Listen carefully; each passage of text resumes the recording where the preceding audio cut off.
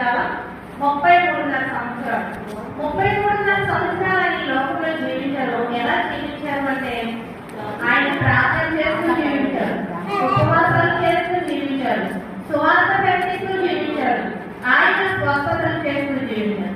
అంటే ఆయన పరిశుద్ధాత్మ ద్వారా పుట్టారు, ఆయన ప్రార్థన చేశారు, ఉపవాసాలు చేశారు, ఆయన సువార్త ప్రకటించారు, స్వస్థతలు చేశారు. అంటే ఆయన పరిశుద్ధంగా జీవించారు.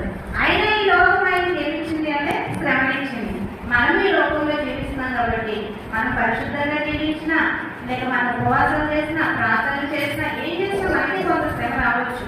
ఆ శ్రమని ఒకవేళ యేసుక్రీస్తు ప్రభువారు శిలువ మీద మరణించి ఆయన తిరిగి లేవకుండా ఉంటే మనం భయపడాలి. కానీ మన దేవుడు ఆ శ్రమ ఏం చేశారు? జయించాడు, ఆ మరణాన్ని జయించాడు. కాబట్టి ఆయన బిడ్డలోనే మనం కూడా మన దగ్గరికి ఏది శ్రమలను రానివ్వండి, వాటిని జయిస్తాము మనం. ఎందుకంటే మన దేవుడు బిడ్డలం, దేవుడిని అంగీకరించిన బిడ్డలం కాబట్టి వాటిని మనం జయిస్తాము. కాబట్టి ఇక్కడ యేసుక్రీస్తు ప్రభువారు ఏం చెప్తున్నారంటే సమాప్తము